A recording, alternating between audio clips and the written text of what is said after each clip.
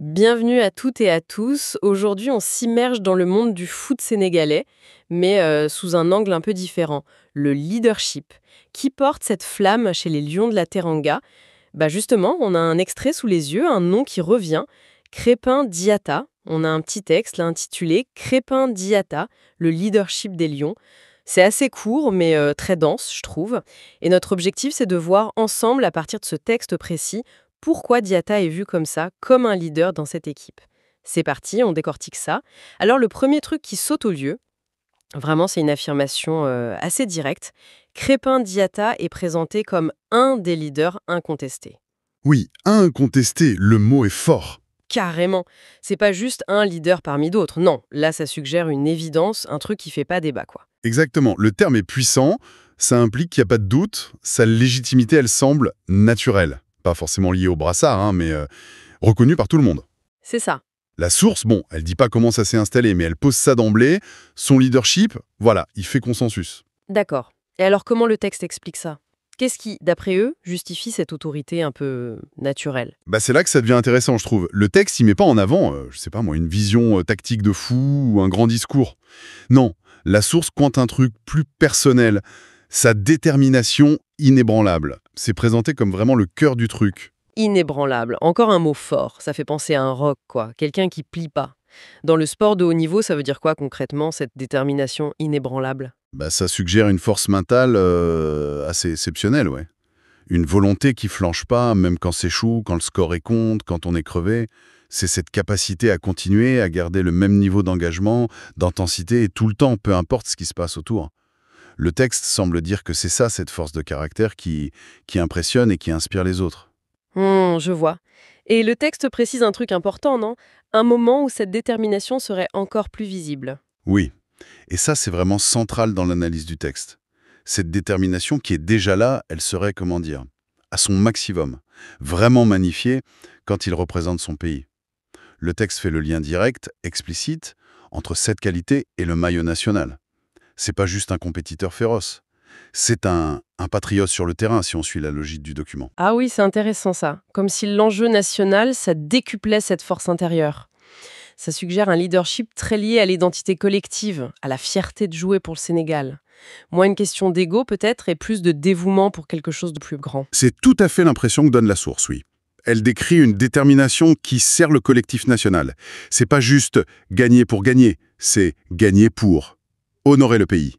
Cette dimension patriotique, elle donne une couleur vraiment spéciale à son leadership, tel qu'il est décrit là.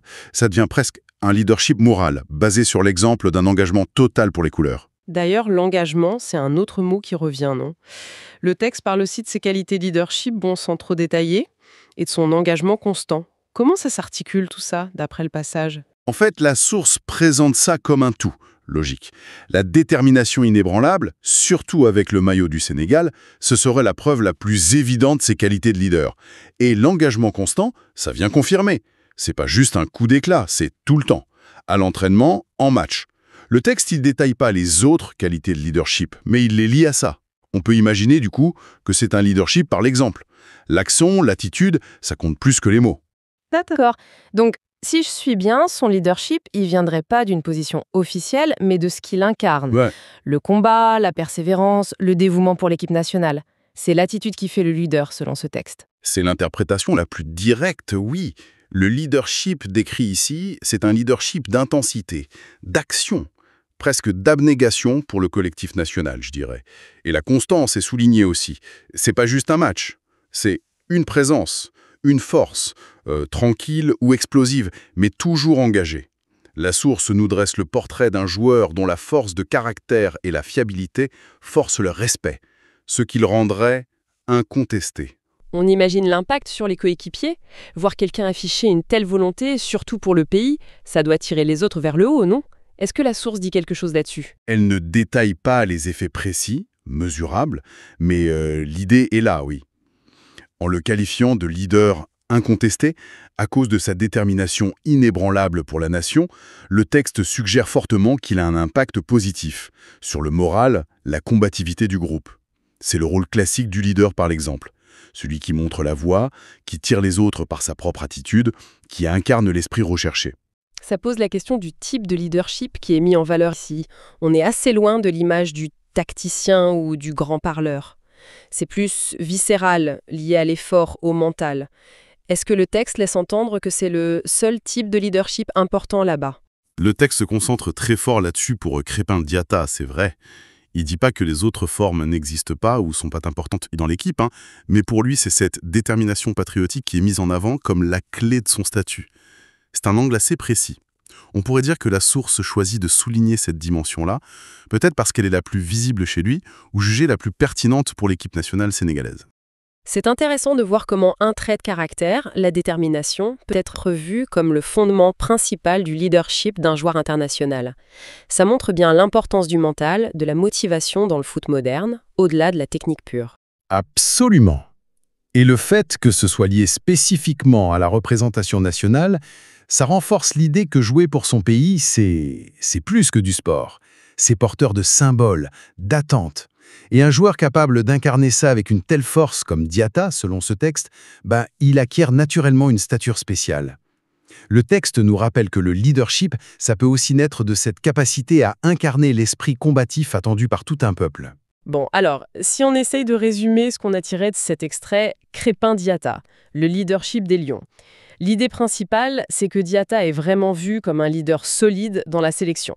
Un statut qui, apparemment, fait pas débat. C'est ça le point de départ, oui. Et la raison principale donnée par la source, c'est une qualité perso très forte, sa détermination hors norme, qualifiée d'inébranlable. Une détermination qui, d'après le texte, est encore plus forte quand il joue pour le Sénégal et qui s'accompagne d'un engagement de tous les instants. Donc, l'image qui ressort, c'est celle d'un leader par l'exemple, par le mental et le dévouement à la cause nationale. Exactement. La source fait un lien très direct entre cette force de caractère spécifique et son statut de leader. Elle n'explore pas vraiment d'autres facettes possibles de son leadership, mais elle ancre vraiment son influence dans cette détermination patriotique. C'est un portrait assez clair, même si c'est centré sur un aspect, ça nous donne une clé pour comprendre comment ce joueur est perçu, du moins d'après ce document. Tout à fait. Et ça nous amène, assez naturellement d'ailleurs, à une réflexion qui va un peu plus loin, mais en restant dans les idées du texte. La source insiste beaucoup sur la force individuelle, cette détermination perso comme moteur du leadership. Et quelle réflexion ça vous inspire?